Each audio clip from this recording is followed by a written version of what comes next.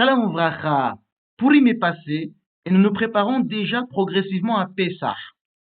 L'une des coutumes les plus bizarres de Pessah est la pseudo-interdiction de consommer des kitniot. Les origines de cette coutume mystérieuse font l'objet de nombreuses discussions. En effet, la date exacte de son apparition, ainsi que sa raison d'être initiale, reste un mystère. De plus, la nature exacte de cette coutume est tout aussi mystérieuse. Certains interdisent toutes les kitniot, sans exception.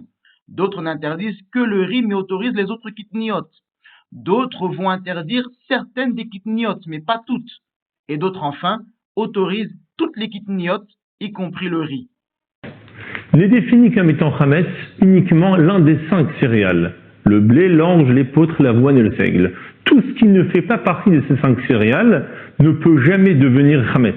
D'ailleurs, la matzah ne pourra se faire uniquement à la base de l'un de ces 5 céréales qui potentiellement peut devenir chametz, et elle aura été gardée de telle façon à ce qu'on a surveillé qu'elle ne devienne pas chametz. Mais tout ce qui ne fait pas partie des 5 céréales n'est jamais considéré comme étant chametz. Et donc, d'après ce que nous dit la Torah, on peut en posséder et on peut en consommer pendant Pessah. Mais, il y a plus d'une centaine d'années, certains décisionnaires d'origine ashkénaze vont considérer qu'on n'a pas le droit de consommer pendant Pessah, mais on a le droit de posséder ces kitniot. Et pour quelle raison? Parce qu'on utilisait les mêmes sacs pour le riz et pour le blé. Et donc, il y avait des confusions. Il pouvait rester dans un sac qu'on a utilisé pour du blé, quelques graines de blé qui dorénavant seront mélangées avec le riz et fermenteront lorsqu'on va cuisiner notre riz. Ou bien, il n'y avait pas de séparation qui était faite entre les différentes kitniot et les différentes céréales. On pouvait facilement retrouver dans les céréales des kitniot. Pour éviter les confusions et pour éviter de transgresser l'interdiction de posséder et consommer du chametz pendant Pessah, ces décisionnaires d'origine ashkénaze ont interdit la consommation des kitniot. Chez les Sfaradim, un peu plus compliqué dans le sens où certains ne considèrent qu'il n'y a aucun problème avec les kitniot, on peut en posséder et en consommer pendant Pessah sans aucune limite.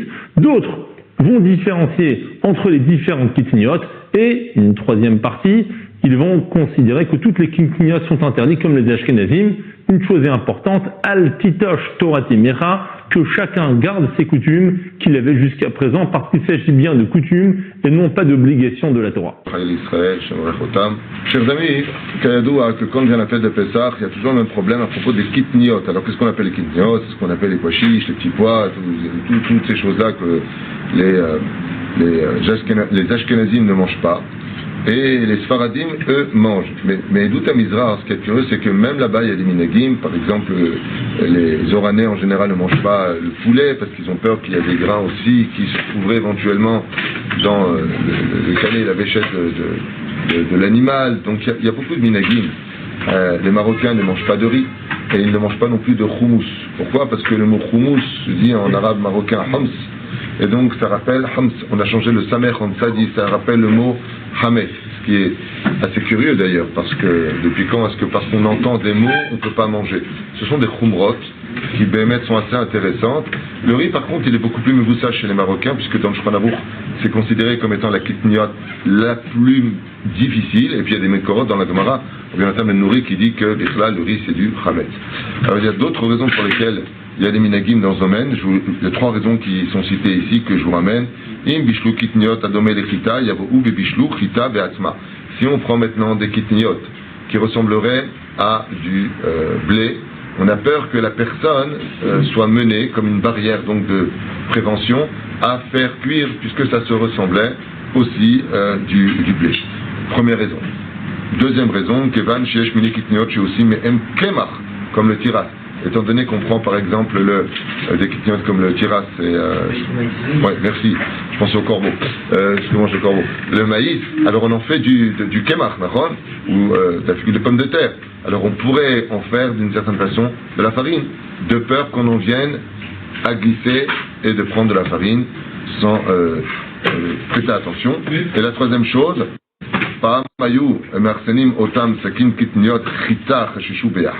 étant donné qu'on engrangeait, la troisième raison, très souvent les kitniot dans les granges avec le blé, on avait peur que cela se mélange. Aval, Aval, les Sfaradim, lo chashishu bedvarim haele. Étant donné que Pessah est considéré comme étant très grave de manger du Hametz, il était évident pour les Sfaradim d'être très vigilants et de faire la différence entre un grain de riz et un grain de blé. C'est pour cela que celui qui est marocain, par exemple, et qui, au Maroc, suivait ses minagim, le Rav Ovadia a dit que dès qu'il arrive en Israël, il peut se laisser ses minagim s'il veut au Maroc et faire tout simplement Atarat Nedarim et selon la Shita du Beth Yosef, suivre nos minagim, les minag de Rabbi Yosef Karo ici, où on peut manger du hummus, on peut manger du riz, juste faire Atarat Nedarim, ou à moins qu'on ne savait pas du tout. Dans ce cas-là, on serait quitte éventuellement de faire Atarat Nedarim. C'était une khumra et pas une obligation. Alors, il y a 750 ans à peu près, il y a un grand groupe de rabbins ashkénazes en Europe qui a décrété sur tout ce qui est légumineuse, kitniot. Pourquoi? Parce que quand ils transportaient le blé dans des sacs et arrivaient à destination et ils vidaient le sac, ils réutilisaient le même sac pour remplir de pois verts, du riz, de pois chiches, toutes sortes de choses. Et arrivé à destination, ils vidaient le sac. Quand les gens achetaient le pois chiche, le riz et toutes sortes d'autres choses, des fois pendant Pessah, quand ils cuisinaient, ils trouvaient dans la marmite un grain de blé. Il suffit d'un grain de blé pour rendre toute une marmite non cochère. Comme le cas s'est répété, le rabbin de la génération en Europe ont décrété qu'on n'a pas le droit d'acheter des légumineuses. Maintenant, les séfarades n'ont jamais accepté ce décret. Donc, les séfarades n'ont pas eu ce décret. Mais, par exemple, au Maroc, le gens du Maroc interdisait certaines légumineuses. Mais on va expliquer pourquoi. Ce n'est pas du même raisonnement que les Ashkénazes. Les légumineuses qui ont été interdites au Maroc, selon certains, c'était le riz. Parce que dans le riz, oui, il y avait ce problème que des fois on trouvait des graines de blé dans le sac recyclé. Mais par exemple, pour les deux cousins, Rabbi Yosef Message dit que le riz est complètement permis. Et pas rien que dans les années de famine. Normalement, et il écrit clair dans ce tchouvot, celui qui interdit le riz, il est Ama'aretz. C'est un ignorant, il ne sait pas de quoi il parle. Son cousin, Rabbi Shalom Message, il a dit qu'au Maroc, le riz est interdit. Rabbi Ovadia, right? Il dit que Rabbi David Ovadia dit que le riz à safrou était permis. Alors il y avait déjà une discussion, vous voyez bien que ce n'était pas une règle pour tout le Maroc. À part ça, il y avait beaucoup de Marocains qui ne mangeaient pas le pois chiche. Pas tout le monde, mais beaucoup de Marocains ne mangeaient pas le pois chiche. Pourquoi? Parce que le pois chiche, on le dit en arabe, hummus. Et hummus, ça a l'air de chametz. Alors à cause de son appellation, ils ont décidé de ne pas l'utiliser. Ce n'était pas un décret, mais les gens se retiraient du hummus. Okay? À part ça, il y avait aussi le maïs. Le maïs qui ressemble, il est un peu plus grand que le grain de blé, mais il ressemble au grain de blé. Et là, il y avait un décret qui était fait par certains rabbins. Toutes les légumineuses secs qu'on peut faire de la farine avec et pétrir du pain est interdit à Pessah. Qui veut dire, comme Pessah, il n'y a pas beaucoup quoi à manger parce qu'il y a beaucoup de choses qui sont hametz. Alors les gens, qu'est-ce qu'ils faisaient? Ils prenaient la maïs, ils le rendaient farine, ils faisaient du pain de maïs. Ils prenaient du riz, ils le rendaient en farine, ils faisaient le pain de riz. Okay? Et ainsi de suite, pendant toute l'année, Pessah aussi. Ça remplit, ça donne un repas de plus. Mais il y avait des ignorants, quand ils voyaient la farine de maïs et la farine de riz, ou toutes sortes de farines, ils disaient, waouh, le rabbin ou cette famille, elle mange le hametz, et eux, ils commençaient à manger, utiliser la famille normale pour faire le pain. À cause de ça, beaucoup de rabbins au Maroc ont décrété sur tous les légumineuses secs qu'on peut rendre en farine et faire du pain, de ne pas utiliser pendant Pessah. Mais ces mêmes légumineuses frais, on a le droit d'utiliser. Alors le fait frais, la soupe de Pessah avec fait frais, complètement permise. Autres légumineuses, complètement permises. Alors comme on a dit, certaines légumineuses comme le riz, le maïs et le sésame pour certains a été interdit, tout le reste est permis. Mais une chose, il faut savoir, toute légumineuse qui a été transformée en liquide, selon le séfarade et selon la majorité des décisionnaires ashkénazes, est permis. Donc, si on a rendu la légumineuse en huile, par exemple l'huile de maïs, c'est permis de l'utiliser. Okay? Si on a rendu le sésame en huile, l'huile de sésame est complètement permis de l'utiliser. L'huile de canola, la canola aussi c'est un grain, c'est complètement permis d'utiliser. L'huile de légumes, complètement permis de l'utiliser. La licitine dans le chocolat, dans le friandise. La licitine c'est une matière qui est faite des légumineuses. Rav Mordechai Eliyahu Zecher Tzedek Kodesh Baruch Hu disait que même les Ashkénazes pourront utiliser le chocolat avec la licitine, malgré que ça vient de Kitniot, c'est Kitniot chez Nishtanu. Mais c'est la meilleure des choses, demandez à votre Rav, mais ça c'est la vraie règle. Maintenant, il y a beaucoup de choses qui sont légumineuses que les Ashkénazes ne peuvent pas utiliser et les Séfarades peuvent. Par exemple la moutarde.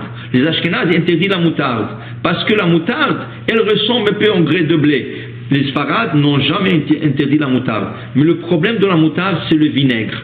Alors il faut faire attention que la moutarde soit cachère le Pessah. Le problème, vous ne pouvez pas trouver une moutarde cachère le Pessah car les Ashkénazes l'interdisent. Et les emblèmes de cacheroute, la majorité sont Ashkénazes et c'est de la limitation de la moutarde. Mais si vous trouvez une bonne moutarde avec une bonne cacheroute et c'est écrit l'ochle kitniot, vous pouvez l'acheter, mais une moutarde normale, il faut faire attention, c'est pas la moutarde qui est le problème, s'il n'y a pas de problème pour le séfarade, c'est le vinaigre qui est dans la moutarde qui peut rendre la chose chametz de Pessah. Ainsi la mayonnaise est là le vinaigre qui peut être chametz de Pessah.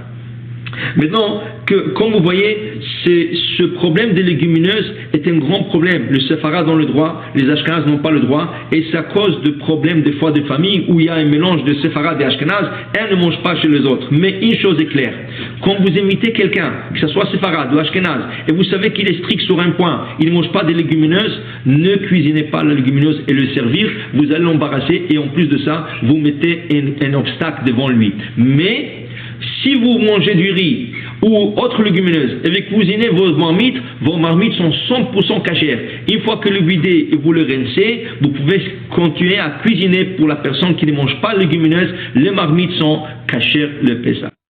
Sachez, en outre, qu'au fur et à mesure, une grande variété d'autres aliments se sont ajoutés à la liste, bien que n'étant pas de la famille des kitniot. C'est ainsi qu'outre le riz, certains interdisent des aliments apparemment étranges comme l'ail et les carottes. Il n'est donc pas surprenant que beaucoup aient inclus des aliments sans raison valable. En effet, comme nous le verrons, dans certains cas, les aliments en question sont interdits alors qu'il est clair que les rabbins qui les interdisent ignorent tout de ces aliments. Au risque de vous choquer, les rabbins ne tranchent pas toujours sur des sujets qu'ils maîtrisent, mais comme ils sont rabbins, beaucoup obéissent sans faire fonctionner leur cerveau. Pourtant, une compréhension insuffisante de l'histoire, de la bibliographie, de la botanique et d'autres domaines pertinents peut conduire à de graves erreurs en matière de halakha. Dans cette vidéo, nous traiterons de l'un de ces aliments interdits au titre de kitniot, et il va ressortir que les rabbins qui ont pris cette décision ignoraient les caractéristiques réelles de l'aliment en question. L'aliment dont nous parlerons est le café.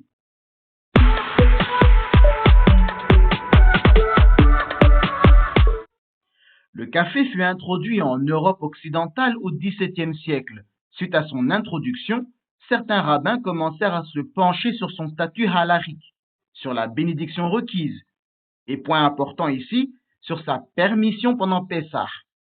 Le Rav Yaakov Reicher, né en 1670, décédé en 1733, dans son Shevouf Yaakov, au volume 2, la Teshuvah numéro 5, aborde ces deux questions. Concernant la première, il considère que la beracha correcte est shahakol. Quant à la question de Pessah, il autorise la consommation de café. Il doute que le café soit considéré comme kitniot, car on lui a dit que le café pousse sur des arbres, et quelle que soit l'interprétation de la notion de kitniot, elle n'inclut pas les fruits des arbres. Cependant, le Rav Reicher nuance son propos et souligne que même si le café était jugé kitniot, sa torréfaction, ou, comme il le qualifie, son brûlage avant Pessah, le rendrait impropre à la consommation, même pour un chien, et donc autorisé pendant Pessah. Puisqu'effectivement, il ne faut pas oublier que même si quelque chose pourrait être considéré hametz ou kitniot, si cette chose-là n'est pas consommable même par un chien, la halakha n'interdirait pas sa possession pendant Pessah. Mais quoi qu'il en soit, le Rav Yosef ben Dawiz de Breslau, dans son ouvrage Hok Yosef, la Teshuva numéro 457, publié pour la première fois en 1730, est d'un avis contraire.